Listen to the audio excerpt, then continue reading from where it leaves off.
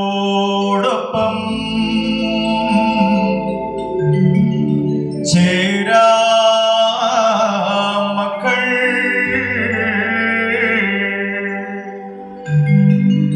ഈശോനാഥ സ്നേഹാരൂപ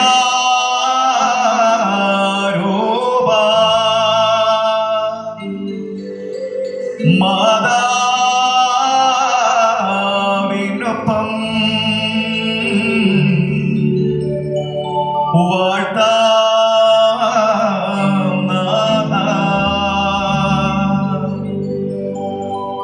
നല്ലയമ്മേ Mary മാതേ,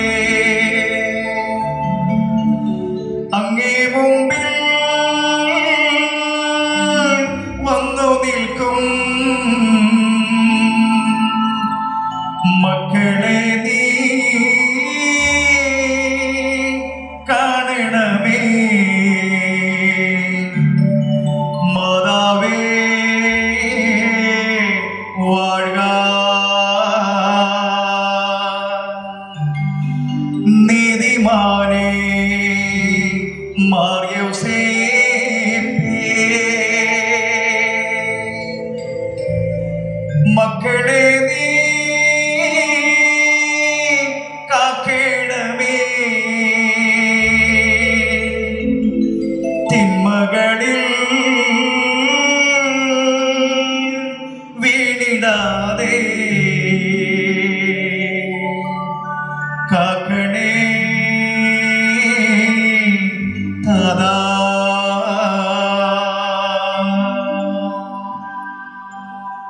നന്മ നിറഞ്ഞ മറിയമേ സ്വസ്തി, കർത്താവ് അങ്ങയോടുകൂടെ സ്ത്രീകളിൽ അങ്ങ് അനുഗ്രഹിക്കപ്പെട്ടവളാകുന്നു. അങ്ങയുടെ ഉദരത്തിൻ ഫലമായ ഈശോ അനുഗ്രഹിക്കപ്പെട്ടവനാകുന്നു.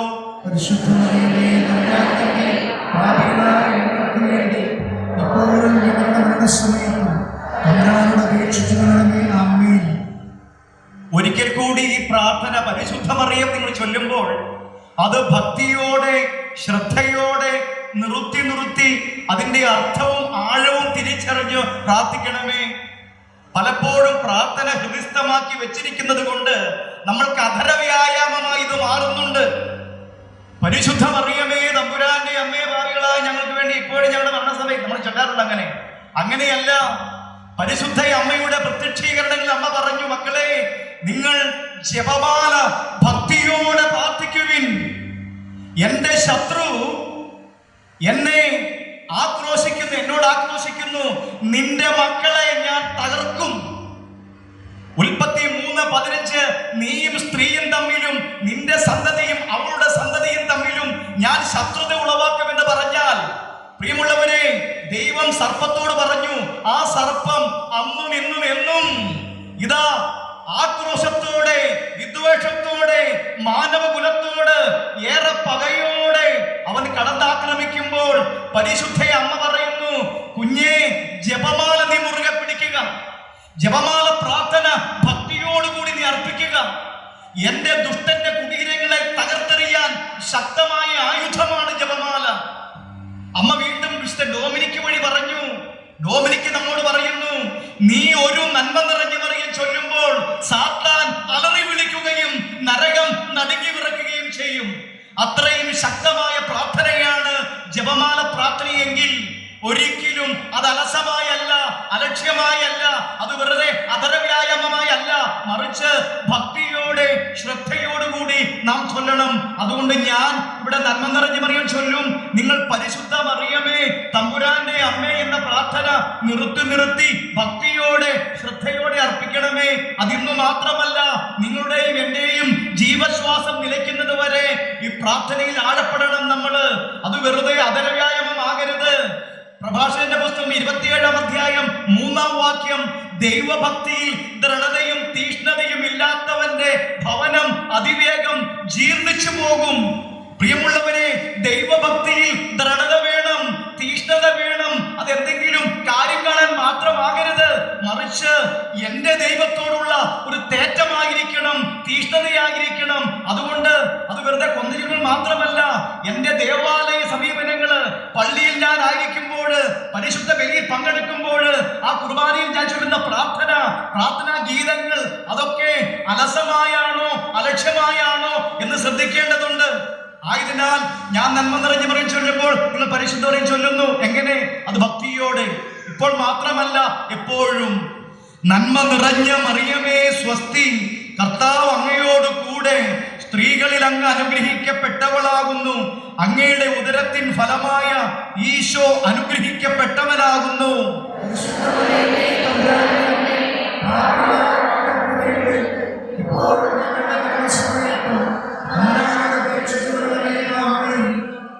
ഈശോ മിശിഹായുടെ വാഗ്ദാനങ്ങൾക്ക് ഞങ്ങൾ യോഗ്യരാകുവാൻ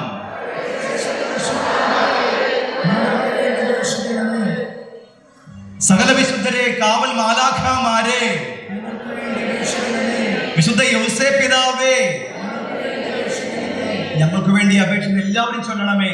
സകല വിശുദ്ധരെ, കാവൽ മാലാഖമാരെ, വിശുദ്ധ യൗസേപ്പ് പിതാവേ, വിശുദ്ധ തോമസ് ശ്ലീഹായേ, വിശുദ്ധ ഫ്രാൻസിസ് അസീസിയെ, വിശുദ്ധ അൽഫോൻസാമേ, വിശുദ്ധ ചാവറ പിതാവേ, വിശുദ്ധ എബ്രാസ്യാമേ, വിശുദ്ധ മറിയം ത്രേസ്യായേ, വിശുദ്ധ മദർ തെരേസായേ, വിശുദ്ധ ജോൺ പോൾ പാപ്പായേ, വാഴ്ത്തപ്പെട്ട കുഞ്ഞച്ഛ, വാഴ്ത്തപ്പെട്ട റാണി മരിയായേ, സകല വിശുദ്ധരെ, സകല വാഴ്ത്തപ്പെട്ടവരെ, സകല ധന്യരെ, സകല ദൈവദാസരെ, സകല രക്തസാക്ഷികളെ, വിശുദ്ധ മിഖായേൽ ഗബ്രിയേൽ റഫായേൽ ദൂതന്മാരെ, വിശുദ്ധ മിഖായേൽ ഗബ്രിയേൽ റഫായേൽ ദൂതന്മാരെ, വിശുദ്ധ മിഖായേൽ ഗബ്രിയേൽ റഫായേൽ ദൂതന്മാരെ, വിശുദ്ധ കുരിശിന്റെ അടയാളത്താലെ ഞങ്ങളുടെ ശത്രുക്കളിൽ നിന്ന് ഞങ്ങളെ രക്ഷിക്കാൻ ഞങ്ങളുടെ തമ്പുരാനെ പിതാവിന്റെയും പുത്രന്റെയും പരിശുദ്ധാത്മാവിന്റെയും നാമത്തിൽ ആമേൻ. വലതുകരമുയർത്തി ഹല്ലേലൂയ, ഹല്ലേലൂയ. പരസ്പര സ്തുതിയല്ല.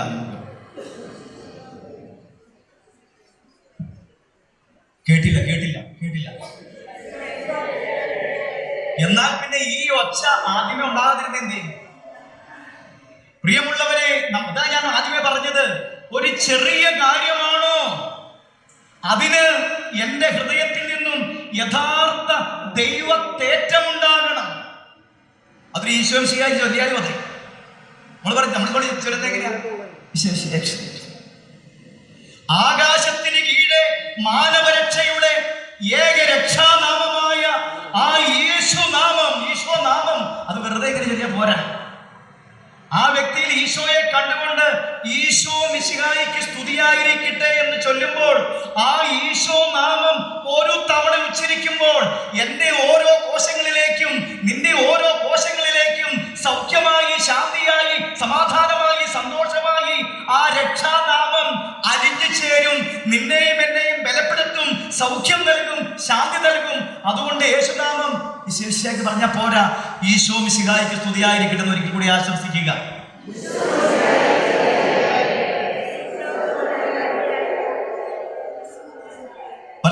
Hallelujah, hallelujah, hallelujah. ഇരിക്കാം നമുക്ക്. എന്റെ ആദരണീയരായ എന്റെ സ്നേഹ സഹോദരങ്ങളെ, ബഹുമാനപ്പെട്ട ബിന്നിയച്ഛനും ഈത്രച്ഛനും നമ്മുടെ ജോയ്സും ബ്രദറൊക്കെ ഇവിടെ ആയിരിക്കുമ്പോൾ ജോയ്സ് ബ്രദർ പറഞ്ഞു, വർഷങ്ങൾക്ക് മുമ്പ്, ഞാൻ പറഞ്ഞു 2010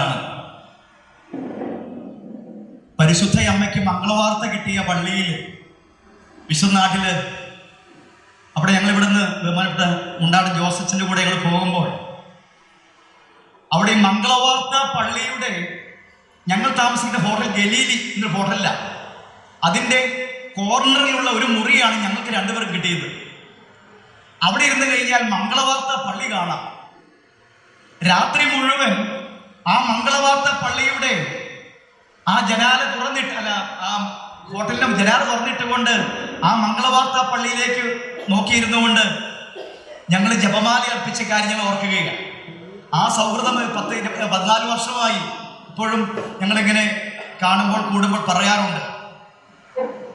ആ ജപമാല സ്നേഹം, ഇന്ന് ഞാൻ ആ ജപമാല ഉയർത്തുമ്പോൾ എനിക്കറിയാം ഇവിടെ ഇരിക്കുന്ന എല്ലാവരും പരിശുദ്ധ അമ്മയുടെ പൊന്നുമക്കളാണ്. അമ്മയോട് ഒരുപാട് സ്നേഹമുള്ളവരാ. നിങ്ങളോട് മാതൃഭക്തിയെക്കുറിച്ചോ മാതാവിനെ കുറിച്ചോ ഒന്നും പറഞ്ഞു തരേണ്ട ആവശ്യമൊന്നുമില്ല.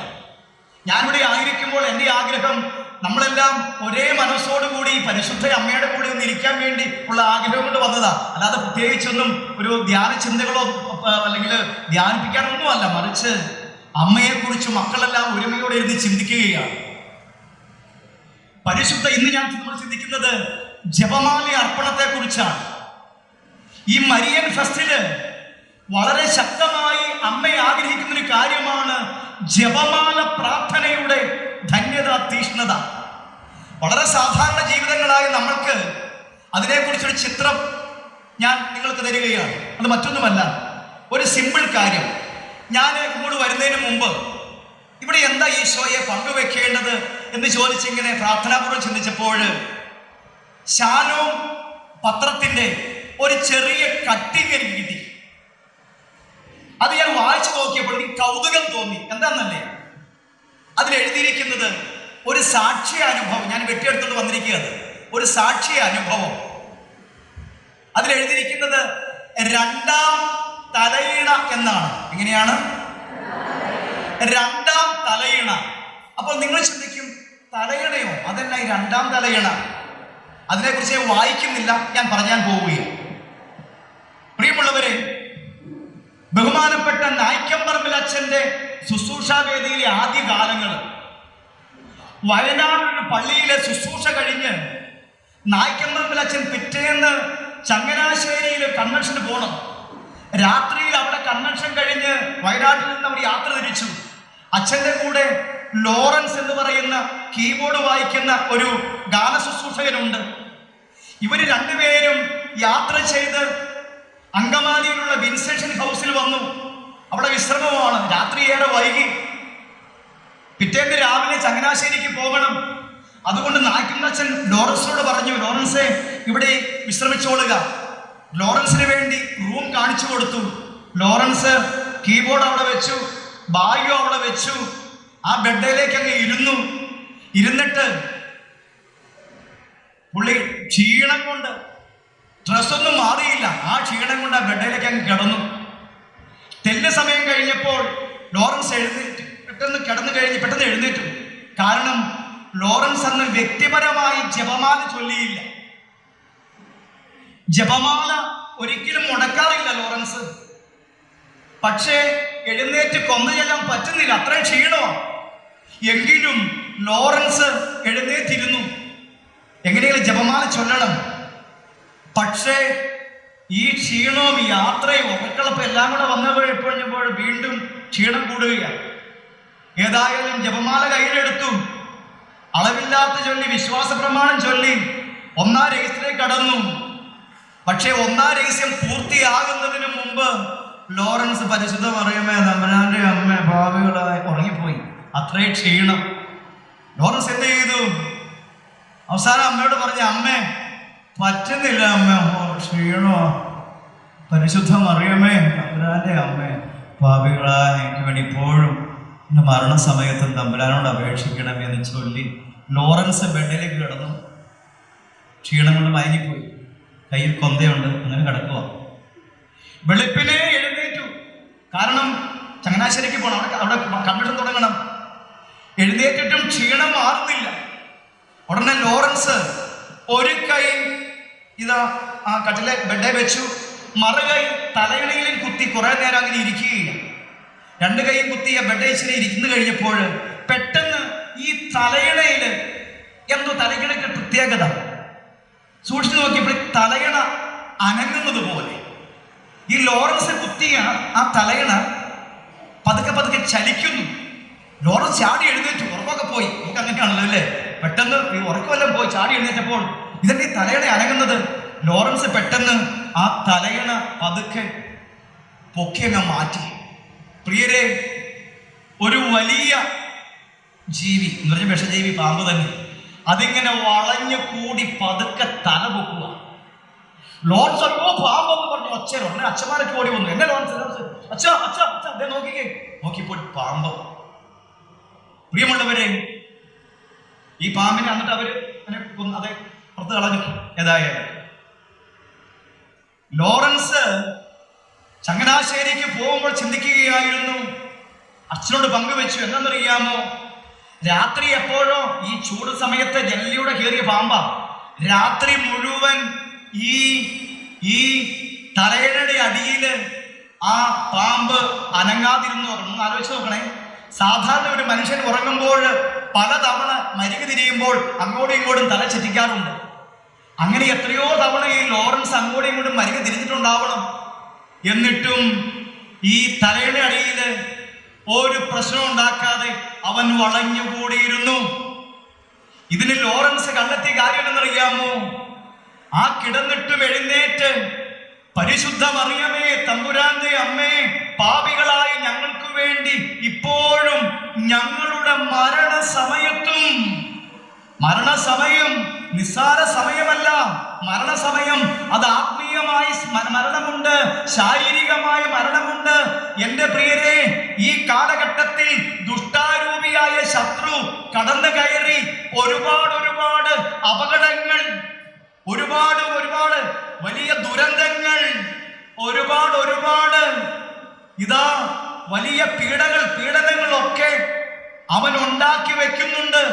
എങ്ങനെയായിരിക്കുമ്പോൾ നമ്മൾ പരിധിക്കുള്ളിലാകാതെ പരിധിക്ക് പുറത്തു പോകുമ്പോൾ എന്ന് പറഞ്ഞാൽ ദൈവികമായ സംരക്ഷണത്തിന് പുറത്തു പോയി കഴിഞ്ഞാൽ അപകടങ്ങൾ കൂടുന്നു. നമ്മൾ കാണുന്നില്ലേ, എത്രയോ യുവത്വങ്ങളാണ് ബൈക്ക് അപകടത്തിൽ മരിച്ചു, വാഹനാപകടത്തിൽ മരിച്ചു, വെള്ളത്തിൽ പോയി മരിച്ചു. ഇതൊന്നും ഞാൻ പറഞ്ഞത് എല്ലാം ദുരന്തങ്ങളോ അല്ലെങ്കിൽ ഇങ്ങനെ പോകുന്നതല്ല, ചിലതൊക്കെ ഉണ്ട്. എന്നാൽ പ്രിയരെ, പരിശുദ്ധ അമ്മയുടെ മാധ്യസ്ഥം തേടിയാൽ പല ദുരന്തങ്ങളും, പല അപകടങ്ങളും, പല മരണങ്ങളിൽ നിന്നും വലിയ സംരക്ഷണ കവചമൊരുക്കി പരിശുദ്ധ മേരിയമ്മ ആ നീലക്കാപ്പയ്ക്കുള്ളിൽ പൊതിഞ്ഞ് നമ്മളെയും നമ്മുടെ കുടുംബങ്ങളെയും പരിപാലിക്കും. വലതുകരമൂർത്തി Ave Maria, Ave Maria, Ave Maria. Lawrence എന്നിട്ട് ചങ്ങനാശ്ശേരി പോയി അച്ഛന്റെ അനുവാദം വാങ്ങി ഈ സാക്ഷ്യം പറഞ്ഞു. എന്നിട്ട് പറഞ്ഞു, പ്രിയരെ, നിങ്ങളുടെ ജീവിതത്തിൽ ജപമാല പ്രാർത്ഥന മുടക്കരുതേ എന്ന് ഈ ലോറൻസ് ആഹ്വാനം ചെയ്തു. അതേ കാര്യം തന്നെയാ ഈ എളിയ സഹോദരൻ നിങ്ങളും പങ്കുവെക്കുന്നത്. പ്രിയമുള്ളവരെ, സാത്താൻ പരിശുദ്ധ കുർബാന കഴിഞ്ഞാൽ ഏറ്റവും അധികം ഭയന്ന് വിറയ്ക്കുന്ന ശക്തമായ പ്രാർത്ഥനയാണ് ജപമാല പ്രാർത്ഥന. കാരണം എന്താണെന്നല്ലേ, ഈ ജപമാല പ്രാർത്ഥനയിൽ ചൊല്ലുന്നത് എന്താ? അങ്ങയുടെ ഉദരത്തിൽ ഫലമായ ഈശോ അനുഗ്രഹിക്കപ്പെട്ടവനാകുന്നു, ഈശോ അനുഗ്രഹിക്കപ്പെട്ടവനാകുന്നു, ഈശോ അനുഗ്രഹിക്കപ്പെട്ടവനാകുന്നു. ഇങ്ങനെ ആവർത്തിച്ച് ഈ രക്ഷകനായ യേശുവിന്റെ നാമം ഉച്ചൈസ്തര്യം പ്രഘോഷിച്ചുകൊണ്ട് അവൻ അനുഗ്രഹിക്കപ്പെട്ടവനാകുന്നു എന്ന് ആ കർത്താവിന് വേണ്ടി മുദ്രാവാക്യം വിളിക്കുന്ന മക്കളാ നമ്മള്. അങ്ങനെ മുദ്രാവാക്യം വിളിക്കുന്ന ഒരു വ്യക്തിയെ ഒരിക്കലും സാത്താന് കടന്നാക്രമിക്കാൻ പറ്റുകയില്ല. അതാണ് പരിശുദ്ധ ജപമാലയുടെ ധന്യത, ശ്രേഷ്ഠത. നമ്മളോർക്കും എന്തിനാ ഇങ്ങനെ ചൊല്ലുന്നത്, എന്തിനാ ഇങ്ങനെ കൂടുതൽ ഇങ്ങനെ എപ്പോഴെപ്പോഴും ചൊല്ലിക്കൊണ്ടിരിക്കുന്നത്? പ്രിയരെ, എന്താണെന്നറിയാമോ? ചിലർ പറയാറുണ്ട്, സുവിശേഷത്തിൽ എവിടെയാ ജപമാല ഉള്ളത്, ബൈബിളിൽ എവിടെയാ ജപമാലയെ കുറിച്ച് പറയുന്നത്? എന്നാൽ വിശുദ്ധ ചാവറ പിതാവ് പറയുന്നു, ഇതാ ചരടിൽ കോർത്ത സുവിശേഷമാണ് ജപമാല. പ്രിയരെ, യേശുവിന്റെ ജനനം, പരസ്യജീവിതം, പീഡാസഹനം, മരണം, സംസ്കാരം, ഉത്ഥാനം, പരിശുദ്ധാത്മ ആഗമനം, ഇങ്ങനെയുള്ള ദിവ്യരഹസ്യങ്ങൾ ധ്യാനിക്കുന്ന പ്രാർത്ഥനയാണ്, സുവിശേഷമാണ് ജപമാല പ്രാർത്ഥനയുടെ രത്നചുരുക്കം. അതുകൊണ്ട് ഈ സുവിശേഷ മനനം ധ്യാനിക്കുമ്പോൾ, ഇത് വചനം ധ്യാനിക്കുമ്പോൾ, ഈ യേശുനാമം എന്ന ഉച്ചസ്ഥിരം പ്രഘോഷിക്കുമ്പോൾ സാത്താനെ കടന്നു വന്ന് നമ്മളെ ആക്രമിക്കാനാവില്ല. അത് മാത്രമല്ല, നമ്മൾ ചൊല്ലാറില്ലേ, ജപമാല ചൊല്ലിക്കഴിഞ്ഞ് നമ്മൾ ലുത്തിനിയ ചൊല്ലും, മാലാഖമാരുടെ രാജ്ഞി, ബാബാമാരുടെ രാജ്ഞി, ദീർഘശികളുടെ രാജ്ഞി, സ്ലീഹന്മാരുടെ രാജ്ഞി, വേദസാക്ഷികളുടെ രാജ്ഞി, വന്ദകരുടെ രാജ്ഞി, കന്യകളുടെ രാജ്ഞി, സകലവിഷ്ണുടെ രാജ്ഞി. ഇങ്ങനെ രാജ്ഞിമതം വിളിക്കുമ്പോൾ നിങ്ങൾ തിരിച്ചറിയുക, നമ്മൾ തിരിച്ചറിയുക, ഈ രാജ്ഞിയോടൊപ്പം മാലാഖമാര് വരും, ബാവാന്മാര് വരും, സ്ത്രീകന്മാര് വരും, ദീർഘദർശികൾ വരും, വേദസാക്ഷികൾ വരും, വന്ദകര് വരും, സ്വർഗീയ ദൂത വൃന്ദഗണങ്ങൾ മുഴുവൻ ഒരു ജപമാല ചൊല്ലുന്ന കുടുംബത്തിന്റെ കൂടെ, കൂട്ടായ്മയുടെ കൂടെ, വ്യക്തിജീവിതത്തിന്റെ കൂടെ ചുറ്റും സ്വർഗീയ ദൂത വൃന്ദഗണങ്ങൾ കാവൽ നിന്ന് കഴിഞ്ഞാൽ പ്രിയരെ, പിന്നീട് ദുഷ്ടശക്തിക്ക് ആക്രമിച്ച് കടന്നു കയറാനാവില്ല. നീയും സ്ത്രീയും തമ്മിൽ ശത്രുത ഉളവാക്കും. അതെ പ്രിയരെ, ഈ മറിയത്തെ സാത്താൻ ഭയപ്പെടുന്നു. പരിശുദ്ധനായ കർത്താവായ യേശുവിന്റെ നാമം കഴിഞ്ഞാൽ മറിയം എന്ന നാമം കേൾക്കുമ്പോൾ അവന്റെ കുടീരം ആടി ഉലയുന്നു എന്നാണ് വിശുദ്ധ ബെർണാർഡ് സൂചിപ്പിക്കുന്നത്. വലതുകരമത്തി ഹല്ലേലൂയ, ആവേ മരിയ. ആയതിനാൽ ഈ കാലഘട്ടത്തിൽ അറിയാം, അന്ന് ലോറൻസിനെ കടന്നാക്രമിച്ചത്, അല്ലെങ്കിൽ ആക്രമിക്കാതെ അവന്റെ തലയിടയിൽ ഭദ്രമായി അവനിരുന്ന് ഇരിപ്പുറപ്പിച്ചവൻ, ആക്രമിക്കാൻ കടന്നു കയറിയവൻ ഒരു സാധാരണ പാമ്പാണെങ്കിൽ ഇന്ന് ആ പുരാതന സർപ്പം സർവ തലങ്ങളിലേക്കും ചൂഴ്ന്നു കയറി കഴിഞ്ഞു. കുടുംബങ്ങൾ ഛിന്ന ഭിന്നമായി കൊണ്ടിരിക്കുന്നു. വിവാഹമോചന കേസുകൾ പെരുകുന്നു. ബാലകൗമാര യൗവനങ്ങൾ മദ്യത്തിലും മയക്കുമരുന്നിലും മ്ലേച്ഛതയിലും തളർന്നുലയുന്നു.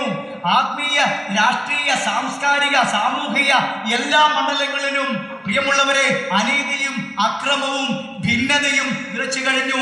നമുക്കറിയാമല്ലോ, എവിടെ നോക്കിയാലും ഇന്ന് ഭിന്നതയല്ലേ.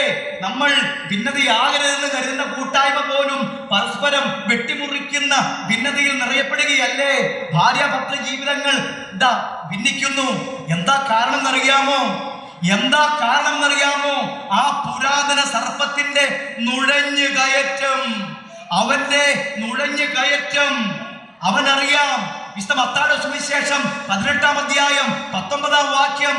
ആകയാൽ ഞാൻ വീണ്ടും പറയുന്നു, നിങ്ങളിൽ രണ്ടുപേർ ചേർന്ന് യോജിച്ച് ചോദിക്കുന്ന ഏതു കാര്യവും എന്റെ സ്വർഗസ്ഥനായ പിതാവ് നിങ്ങൾക്ക് നിറവേറ്റി തരും. ഹല്ലേലൂയ. ഈശോ പറഞ്ഞു, നിങ്ങൾ രണ്ടുപേർ ചേർന്ന് യോജിച്ച് ഏക മനസ്സോടെ ചോദിക്കുന്ന ഏതു കാര്യവും എന്ന് പറഞ്ഞാൽ, ഒരു കുടുംബത്തിൽ ഭാര്യയും ഭർത്താവും ഒന്ന് യോജിച്ച് ചോദിച്ചാൽ കിട്ടാത്ത എന്തെങ്കിലും കാര്യമുണ്ടോ? ഉണ്ടോ? ഇല്ല. ഈ യേശുവിന്റെ വാഗ്ദാനം അനുസരിച്ച് രണ്ടുപേർ ചേർന്ന് യോജിച്ച് ചോദിച്ചാൽ കിട്ടാത്ത ഒരു കാര്യമില്ല. അത് മനസ്സിലാക്കിയ ഈ പുരാതന സർപ്പം എന്ന ദുഷ്ടാരൂപി മനസ്സിലാക്കി, ഇവർ രണ്ടുപേരും യോജിച്ചാലല്ലേ പ്രശ്നമുള്ളൂ, യോജിച്ചാലല്ലേ കിട്ടുള്ളൂ. അപ്പൊ എന്ത് ചെയ്യണം? യോജിക്കരുത്, യോജിക്കരുത്. അവൻ നുഴഞ്ഞു കയറി ഭാഷകൾ ഭിന്നിപ്പിക്കും. പരസ്പരം പറയുന്നത് മനസ്സിലാകുകയില്ല. ആക്രോശമായി, വാഗ്വാദമായി, പ്രശ്നമായി അവിടെ ഭിന്നത. സാത്താന് നിങ്ങൾ ഇടം കൊടുക്കരുത്. കണ്ടോ, സ്ലീഹ പറയുക, സാത്താന് നിങ്ങൾ ഇടം. കണ്ടോ, അവൻ നുഴഞ്ഞു കയറി. ആ ഇടം കൊടുത്തത് എങ്ങനെയാ? കുടുംബത്തിൽ പ്രാർത്ഥനയില്ല, പ്രത്യേകിച്ച് ജപമാലയില്ല. ജപമാല ഉണ്ടെങ്കിൽ ദൂതന്മാർ വന്ന് കാവൽ നിൽക്കും, ഇടം കൊടുക്കണ്ട. പക്ഷേ ഇതൊക്കെ അന്യം വന്നു പോയി, ഇതൊക്കെ മരവിച്ചു പോയി. അഥവാ പ്രാർത്ഥന ചൊല്ലുന്നവരുണ്ടെങ്കിൽ കുടുംബത്തിലുണ്ടെങ്കിൽ പോലും നല്ല ഉറക്കവാ. നല്ല ഉറക്കം. ഇവിടെ പ്രശ്നമേ ഉറക്കോ. ഉറങ്ങേണ്ടവര് അല്ല, ഉണർന്നിരിക്കുന്നവർ ഉറങ്ങിക്കഴിഞ്ഞാൽ പ്രശ്നമല്ലേ. ഉണർന്നിരിക്കേണ്ടവർ ഉറങ്ങുമ്പോഴാ പ്രശ്നം. പ്രിയമുള്ളവരെ, സകലയിടങ്ങളിലും ഈ മയക്കം, ഈ ഹൃദയത്തിൽ എല്ലാ പ്രാർത്ഥനയുണ്ട്, കൂദാശയുണ്ട്, കുർബാനയുണ്ട്, ഒക്കെ ഉണ്ടെന്നേ. എന്നാൽ ദൈവഭക്തിയിൽ ദൃഢതയും തീഷ്ണതയും ഇല്ലാത്തവന്റെ ജീവിതം ജീർണിക്കും. എന്നാൽ ദൈവഭക്തിയിൽ ദൃഢതയും തീഷ്ണതയും ഉള്ളവനുണ്ടല്ലോ, അവൻ അടിക്കടി കയറും. Hallelujah, hallelujah. ദൈവഭക്തിയിൽ ദൃഢതയും തീഷ്ണതയും വേണോ? അത്ഭുതകരമായ ഭക്തിയുടെ പാത്രമേ എന്ന അമ്മയെ വിശേഷിപ്പിക്കുന്നത്. അമ്മയെ കൂട്ടുപിടിച്ചാൽ നമുക്ക് ദൈവഭക്തി ആവോളം ഈ അമ്മ പകർന്നു തരും. Praise the Lord. പ്രിയമുള്ളവരെ, എനിക്കറിയാം നിങ്ങൾക്കെല്ലാം ഉറക്കം വരുന്നുണ്ടല്ലേ? ഇല്ലേ? പക്ഷേ ഉറക്കം വരും. ഞാൻ ആദരവോടെ കാണുകയായി ഐഫൈ മിഷനെയും ഈ ഗാകുൽത്ത ധ്യാന കേന്ദ്രത്തിന്റെ സാരഥികളെയും. കാരണം അറിയാമോ, പല ധ്യാനങ്ങളുണ്ട്. പരിശുദ്ധാത്മാഭിഷേക ധ്യാനമുണ്ട്, ദിവ്യകാരുണ്യാനുഭവ ധ്യാനമുണ്ട്, ആന്തരിക സൗഖ്യ ധ്യാനമുണ്ട്, തിരുരക്താഭിഷേക ധ്യാനമുണ്ട്, വരദാന വളർച്ചാ ധ്യാനമുണ്ട്, കുടുംബവിശുദ്ധീകരണ ധ്യാനമുണ്ട്. അങ്ങനെയൊക്കെയുള്ള ധ്യാനങ്ങളുടെ മധ്യേ ഈ മരിയൻ ഫെസ്റ്റിന്റെ, ഈ മരിയൻ കൺവെൻഷന്റെ പ്രസക്തിയെ ഈ ജീവിതങ്ങൾ തിരിച്ചറിഞ്ഞു. അത് ദൈവീക ജ്ഞാനമുള്ളവർക്ക് മാത്രമേ പരിശുദ്ധാത്മ വെളിപ്പെടുത്തുള്ളൂ. ഒരു മരിയൻ കൺവെൻഷൻ നടത്തണം. കാരണം അമ്മയെ മുറുകെ പിടിച്ചാൽ പിന്നെ സകലവിധ സുഹൃത പുണ്യങ്ങളിലേക്കും ആ വ്യക്തി അനുസൂതം വളർന്നുകൊണ്ടിരിക്കും. അമ്മ വളർത്തും. വളരെകാരം കുട്ടി ഹല്ലേലൂയ. ഞാനിത് പറഞ്ഞു വരുന്നത്, ഭാര്യയും ഭർത്താവും പ്രിയമുള്ളവരെ, ഇതാ ഐക്യത്തിൽ യോജിപ്പോടെ ഏക മനസ്സോടെ ഉണ്ടാവാതിരിക്കാൻ കുടുംബത്തിൽ ഭിന്നത. ഇനി അടുത്ത വചനം 133 സങ്കീർത്തനം 1 വാക്യം, സഹോദരർ ഏക മനസ്സോടെ ആയിരിക്കുന്നത് എത്ര സന്തോഷപ്രദമാണ്. ഹല്ലേലൂയ. സത്യത്തില് ഒരു കുടുംബത്തിലെ സഹോദരങ്ങള് ഏക മനസ്സോടെ ആയിരിക്കുന്നത് ആ കുടുംബത്തിന്റെ അപ്പനും അമ്മയ്ക്കും എല്ലാം എന്തൊരു ആനന്ദവാ, സന്തോഷവാ. ഇത് മനസ്സിലാക്കിയ ദുഷ്ടൻ എന്ത് ചെയ്യുന്നു? അവൻ കടന്നു കയറിയിട്ട് സഹോദരരെ തമ്മിൽ ഭിന്നിപ്പിച്ചു. സഹോദരരെ തമ്മിൽ ഭിന്നിപ്പിച്ചു. ഇന്ന് ചേട്ടനും അനിയനും കൂടപ്പുറപ്പുകൾ, അല്ലെ അപ്പയും മക്കളും തമ്മില്, അല്ലെ അമ്മയും മക്കളും തമ്മില്, പ്രിയമുള്ളവരെ, ഭിന്നത ഭിന്നത. അവന്റെ നുഴഞ്ഞു കയറ്റം. അപ്പോൾ ഏക മനസ്സ് ഉണ്ടാകാൻ എന്ത് ചെയ്യണം? Hallelujah, hallelujah. ഇവിടെ രണ്ടുപേർ യോജിച്ച് ചോദിക്കുന്ന കാര്യം ലഭിക്കും. അപ്പൊ യോജിപ്പ് കിട്ടുന്നില്ല. സഹോദരനെ ഏക മനസ്സോടെ ആകണം പറഞ്ഞു, ഏക മനസ്സാകുന്നില്ല. യോജിപ്പോടും ഐക്യത്തോടും കൂടെ ദിവ്യരഹസ്യങ്ങളിൽ പങ്കുകൊള്ളാം. അപ്പൊ ചെല്ലുന്നതായത് കുർബാന മധ്യ. യോജിപ്പോടും ഐക്യത്തോടും കൂടെ ദിവ്യരഹസ്യങ്ങളിൽ പങ്കുകൊള്ളാം എന്നൊക്കെ പറയുന്നുണ്ടെങ്കിലും ആ കുർബാനയുടെ കാര്യത്തിൽ നമുക്കറിയാം ഇന്ന് എന്തൊക്കെയാണ് സംഭവം. അതിലേക്ക് കടക്കുന്നില്ല. പ്രിയമുള്ളവരെ, കണ്ടോ, ഒരുമയോട് നിൽക്കുന്ന സഹോദരങ്ങള് ഭിന്നിക്കുന്നു. ഇത് അവരെ പറഞ്ഞിട്ട് ഇവിടെ പറഞ്ഞ കാര്യമില്ല. ഇത് ദുഷ്ടനാണ് ചെയ്യുന്നത്. അവിടേക്കാണ് നമ്മൾ ശ്രദ്ധ തിരിക്കേണ്ടത്. അല്ലാതെ ഒരിക്കലും അവരെ വിമർശിക്കൂ ഇവരെ വിമർശിക്കുകയല്ല, മറിച്ച് ഇതിന്റെ ചുവടെവിടെയാ?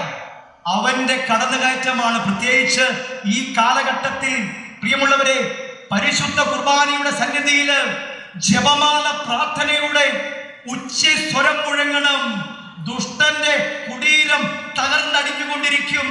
അതുകൊണ്ടാണ് മിസ്റ്റർ ഡോമിനിക് പറഞ്ഞു, പരിശുദ്ധ മറിയത്തെ നീ മുറുകെ പിടിച്ചാൽ നിന്റെ ജീവിതം ക്രിസ്തുവോന്മുഖമായി മാറും.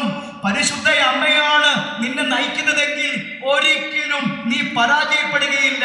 പരിശുദ്ധ മറിയമാണ് നിന്റെ വഴികാട്ടിയെങ്കിൽ നീ തകർന്നടിയുകയില്ല. പരിശുദ്ധ അമ്മയാണ് നിന്റെ അധ്യാപികയെങ്കിൽ യഥാർത്ഥ അധ്യാപകനായ പരിശുദ്ധാത്മാവിലേക്ക് ഈ അമ്മ നിന്നെ നയിക്കും. പരിശുദ്ധ അമ്മയാണ് നിന്റെ വഴികാട്ടിയെങ്കിൽ പരിശുദ്ധ കുർബാനയോട് നീ ഒന്നു ചേരും. ചുരുക്കത്തിൽ പ്രിയരെ, ഈ പരിശുദ്ധ അമ്മയോട് ചേരണം. അവിടെയാണ് ഏക മനസ്സ്. ഇത് ഞാൻ പറഞ്ഞതല്ല, ഇത് വചനം പറയുന്ന കാര്യമാണ്. എവിടെയാണ് ഏക മനസ്സ് കിട്ടുന്നത്?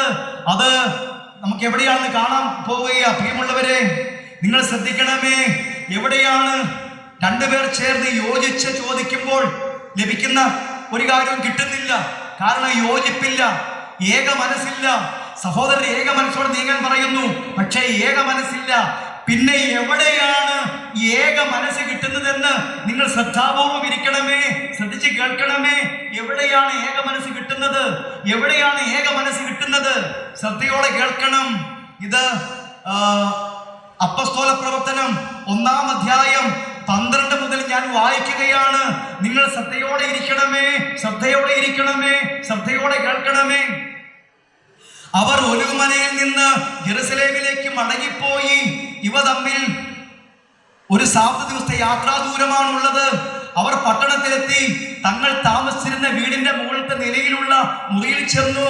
അവർ പത്രോസ്, യോഹന്നാൻ, യാക്കോബ്, അന്ത്രയോസ്, ഫിലിപ്പോസ്, തോമസ്, ബർത്തോലോമിയ, മത്തായി, ഹെൽപ്പയുടെ പുത്രനായി യാക്കോബ്, തീവ്രവാദിയായ ശിമയോൻ, യാക്കോബിന്റെ പുത്രനായി യൂദാസ് എന്നിവരായിരുന്നു. ഇവർ ഏക മനസ്സോടെ യേശുവിന്റെ അമ്മയായ മറിയത്തോടും മറ്റു സ്ത്രീകളോടും കൂടി പ്രാർത്ഥനയിൽ മുഴുകിയിരുന്നു. വലതുകരമൂർത്തി ആവേ മരിയ, ആവേ മരിയ. അവർ ഏക മനസ്സോടെ യേശുവിന്റെ അമ്മയായ മറിയത്തോടൊപ്പം പ്രാർത്ഥനയിൽ മുഴുകിയിരുന്നു. ഒന്ന് കൈയടിച്ച് ദൈവത്തെ മഹത്വപ്പെടുത്തുക. പ്രിയമുള്ളവരെ, ഇന്ന് ഏക മനസ്സ് കിട്ടാന് ഒരു വലിയ തുറവി, ഒരു വലിയ കാര്യം പരിശുദ്ധാത്മാവ് പഠിപ്പിക്കുക. ഒന്ന് ചെയ്താൽ മതി, യേശുവിന്റെ അമ്മയായ മറിയത്തോട് ചേരുക. ഈ ജപമാല മണി പോലെ ചിതറിപ്പോകുന്ന ജീവിതങ്ങളെ ഈ ജപമാല മണി പോലെ കൃത്യതയിൽ ചേർത്തെടുക്കും പരിശുദ്ധ മറിയം. നിങ്ങളൊന്ന് ആലോചിച്ച് നോക്കിക്കേ, ആ സ്നേഹന്മാരെ ധ്യാനിച്ചേ. അവര് തങ്ങളിൽ ആരാണ് വലിയവൻ, തങ്ങളിൽ ആരാണ് ശ്രേഷ്ഠൻ എന്ന മത്സരം അവരുടെ ജീവിതത്തിൽ ഉണ്ടായിരുന്നു. താനാണ് വലുത്, താനാണ് വലുത്, താനാണ് വലുത് എന്ന അഹങ്കാര ചിന്തയുണ്ടായിരുന്നു. എന്നാൽ യേശുവിന്റെ അമ്മയായ മറിയത്തോടൊപ്പം അവർ ഏക മനസ്സായി മാറി. Hallelujah, hallelujah, hallelujah, Ave Maria. അതുകൊണ്ട് പ്രിയരെ, ഇതൊരു ദിവ്യ രഹസ്യമാണ്. ഈ കാലഘട്ടത്തിൽ എന്നല്ല, ജീവിതം മുഴുവൻ ഏക മനത്തിൽ. തീർച്ചയായും നമുക്കറിയാം, കുടുംബങ്ങളിൽ ഭിന്നാഭിപ്രായം ഉണ്ടാകാം, കൂട്ടായ്മയിൽ ഭിന്നാഭിപ്രായം ഉണ്ടാകാം, ഇനി സമൂഹത്തിൽ ഭിന്നാഭിപ്രായം ഉണ്ട്, സ്വാഭാവികമാണ്. എന്നാൽ അവിടെ നിന്നാ മതിയോ? ഈ തമ്മിൽ തല്ലിയാ മതിയോ? ഈ ചേറ് വലിച്ചെറിഞ്ഞാ മതിയോ? ഞങ്ങൾ ജയിക്കുമെന്ന് പറഞ്ഞാൽ മതിയോ? അല്ല, ഇറങ്ങി വരണ്ടേ, ഇറങ്ങി വരണ്ടേ ചെറുതായ്മയിലേക്ക്. ചെറുമ പഠിപ്പിക്കണോ, എളിമ പഠിപ്പിക്കണോ? പരിശുദ്ധ അമ്മയുടെ വിമല ഹൃദയമാണ് എളിമയുടെ നിറവ്. വലതുകരമൂർത്തി ഹല്ലേലൂയ. അതുകൊണ്ട് ഏക മനസ്സ് കിട്ടാൻ പ്രാർത്ഥിക്കാം.